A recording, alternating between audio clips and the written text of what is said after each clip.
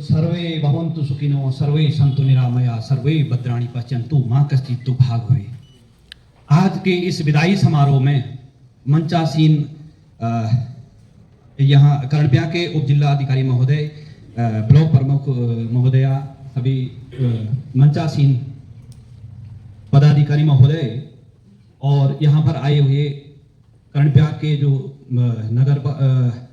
नगर के सारे जो भी उद्योगपति लोग हैं, अधिवक्ता महोदय, आज के इस विदाई पल में मैं यही कहना चाहता हूं, तहे दिल से मैं तहसीलदार सुरेंद्र देव जी का हार्दिक आभार प्रकट करता हूं कि उन्होंने जो भी समय यहाँ पर जनता को दिया, उसके लिए मैं यहाँ की सम्रांत जनता की ओर से उनका आभार प्रकट करता हूं।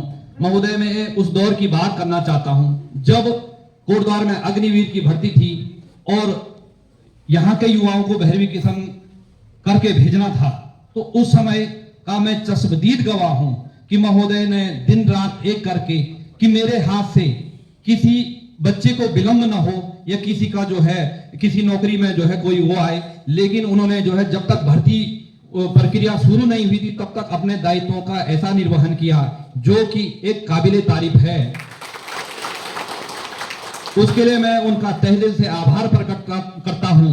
और इसी परिप्रेक्ष्य में आज से 1 माह पहले आदरणीय तहसीलदार महोदय के चालक महोदय की एक ईमानदारी की मिसाल पेश हुई कि ये कहीं से गुजर रहे थे, कोई महोदय थे, तो उन्होंने कहा कि भाई साहब मेरा पर्स गिर गया था, तो तहसीलदार महोदय के चालक साहब ने वो पर्स उठाया, उसमें से लाइसेंस निकाल के आईटीओ ऑफिस में फोन किया, बोला इस व्यक्ति का आप नंबर मुझे दे दीजिएगा। जैसे वो व्यक्ति पेट्रोल पंप पे पेट्रोल भराने के लिए गया था तो उसने कहा पैसे देने थे, लेकिन पैसे देखा तो पर्स ही नहीं था। तो आदरणीय मैं नाम राजेंद्र जी पीछे जाके उनको जो है पैसे देने से पहले उनके हाथ में पर्स थमा दिया। तो जब उन्होंने ये बात मेरे पास बोली तो मैं इतना भावुक हुआ, गदगद। मैंने कहा जब जिनके साथ वो चालक हैं वही इतने ईमानदार हैं तो उनके चालक तो होंगे ही। ये हमारे देवभूमि के लिए गर्व का विषय है। और मैं राजराजेश्वरी मां उमा शंकरी, मां जिठाई देवी, भगवान बद्री विशाल से ये प्रार्थना करता हूं कि सुरेंद्र देव जी भी जहां कहीं रहे, उनका परिवार सकुटुंब सपरिवार सकुशल रहे। और यहाँ पर हमें तो कभी कभी हमारा यहाँ पे आना होता है, लेकिन जो उनके स्टाफ के हैं उन्हें थोड़ा सी बुरा लगेगा। और उनके साथ उप जिलाधिकारी महोदय के साथ उन्होंने कंधा से कंधा मिला के काम किया, कहीं ना कहीं उन्हें बहुत इसकी कमी खलेगी। मैं ज्यादा न कहते हुए भगवान बद्री विशाल से ये कामना करूंगा कि इनके परिवार में दिन दुगनी रात चौगुनी तरक्की करने की शक्ति दे। धन्यवाद, सादर प्रणाम। कई बार ऐसा लगता था कि उनके द्वारा विश्वास करके मुझे ये दायित्व दिया गया, उसमें हम पर भी दबाव रहता है कि उसमें खरा उतरना, लेकिन ईश्वर की कृपा थी, आप सबका सहयोग था कि उसमें सफलताएं प्राप्त हुई। आप लोगों का प्यार और आशीर्वाद इस तरह से मिलता रहे।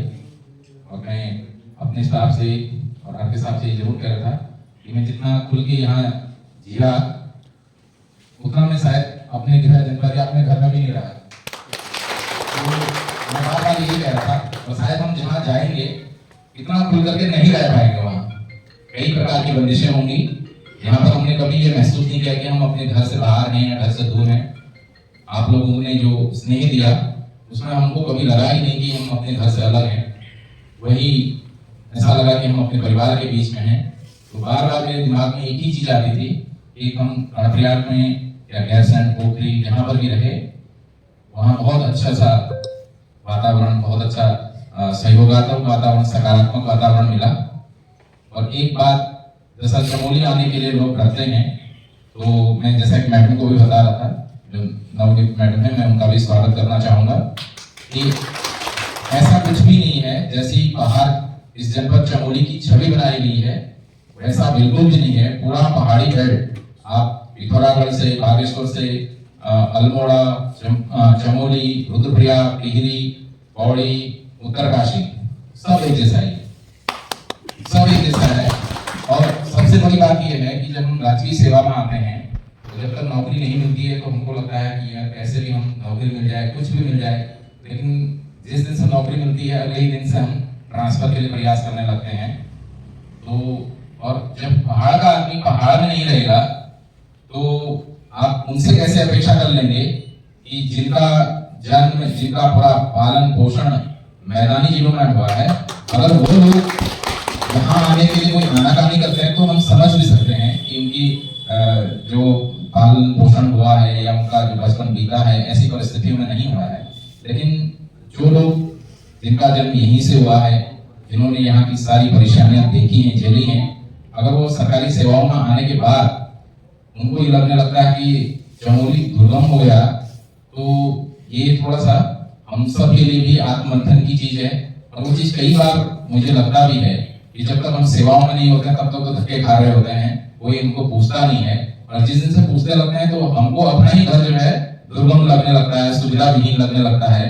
तो थोड़ा ये कल्पना हम जरूर करनी चाहिए कि भाई मान लो हम इस सेवा में आए ही नहीं होते तब क्या होता, तब तो हमें यहीं पर रहना होता। और आज जबकि हम सेवा में आए हैं, प्रभावशाली पद भी मिला है, कई सुविधाएं भी मिली हैं, पब्लिक से आदर सम्मान भी मिलता है, उस दिन हमको अपना ही घर अगर दुर्गम लगने लगे तो ये थोड़ा सा ही बात हमको कई बार मन वो होता है। मैं जब भी क्षेत्रों में जाता था कई बार लोग आंदोलन वगैरह करते हैं तो कई लोग कहते हैं कि हमारे गांव में ये नहीं है, वो नहीं है। तो मैं जरूर उनको अपना उदाहरण देता था कि अगर मैं अपने गांव की और अपने क्षेत्र की बात आपको बताऊंगा तो आपको लगेगा कि हम तो जो है उससे कहीं आगे निकलनी है, कहीं आगे हैं। तो एक बार और जब हम ट्रेनिंग में थे उसी दौरान हमारी पोस्टिंग हो गई थी तो सबने कहा अरे आपको तो चमोली भेज दिया, दुर्गम है, दुर्गम है।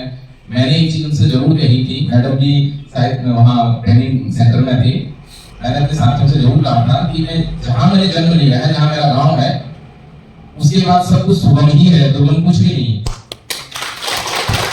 तो मैं चाहूंगा कि जो भी हमने यहाँ सीखा है, अनुभव ग्रहण किया है, भगवान पत्र विशाल से, माँ उमा देवी से प्रार्थना करूंगा कि पुनः मुझे इस जनपद चमोली में आप सबके बीच आने का सुअवसर मिले। साथ ही विशेषकर मैं अपने कर्मचारियों का बहुत बहुत धन्यवाद ज्ञापित करता हूँ, पूरी टीम का, कि जिन्होंने मेरे साथ कंधे से कंधा मिला करके बहुत सारे टारगेट्स जो हमारे सामने आए थे उनको अचीव करने में बहुत सहयोग किया। चाहे वो 2022 का विधानसभा चुनाव हो या विधानसभा का सत्र हो या फिर आपका गौचर मेले हो, पूरी टीम ने बहुत अच्छा काम किया, पूरी जी-जान से मेरे साथ काम किया।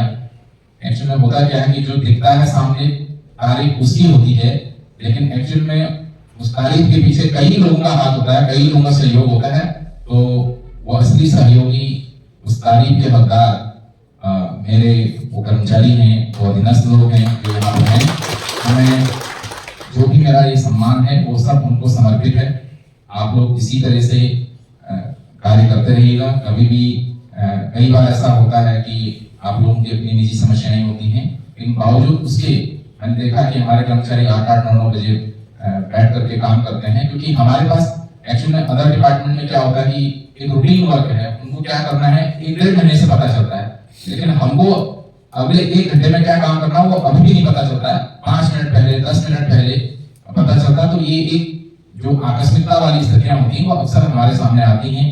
इसीलिए जो हमारा विभाग जो है वो बिल्कुल उस पर ज्यादा कॉन्फिडेंस रहता है, उसमें ज्यादा लोग विश्वास करते हैं, क्योंकि हमारी जो पूरा जो परिवेश है हम इसलिए मेंटली पहले से ही प्रिपेयर रहते हैं कि भाई कभी भी कोई काम आ सकता है। तो मैं पुनः अपने पूरे फील्ड स्टाफ का, ऑफिस स्टाफ का धन्यवाद ज्ञापित करूंगा कि आपने जो यहाँ पर लगातार जो काम करने का एक सकारात्मक माहौल बनाया है, क्योंकि 5 ऐसे नहीं थी, 5 में से भी कर्णप्रयाग में सबसे अच्छा माहौल रहा काम करने का। तो आप सब इसके लिए बधाई के पात्र हैं।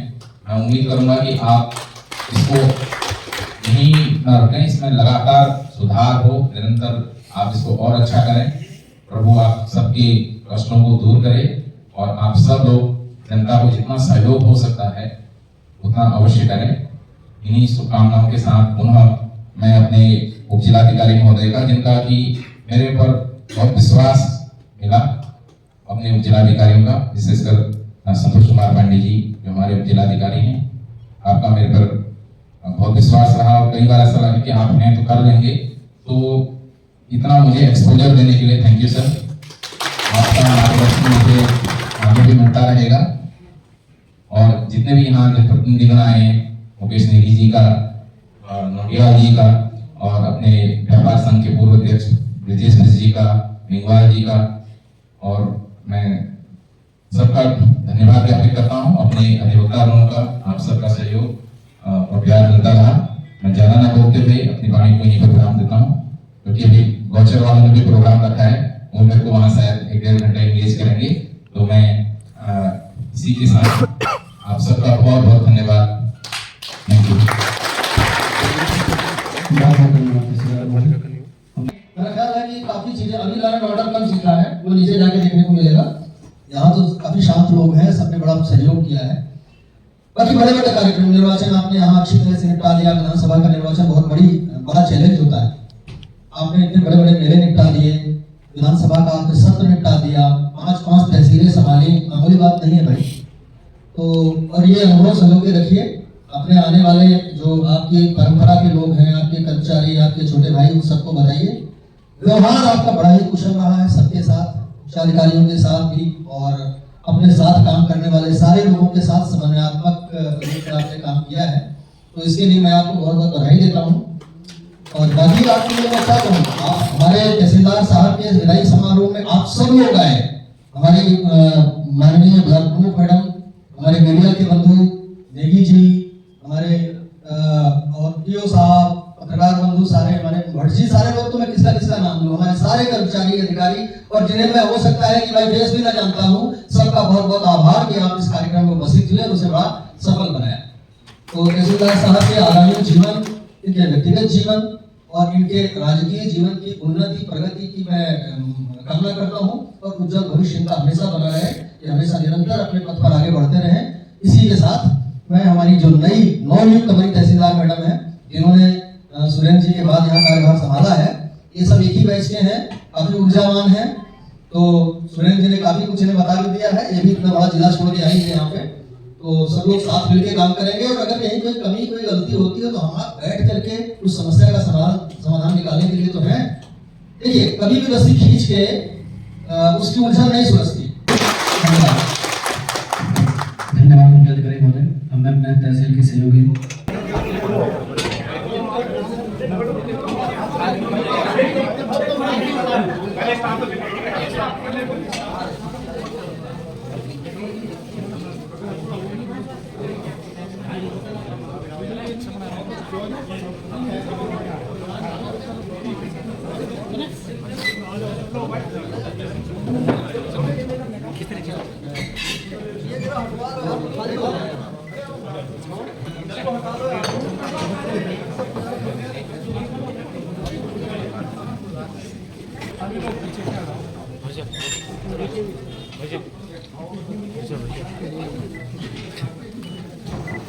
बेटा आ जाओ, होगा तेरा नहीं।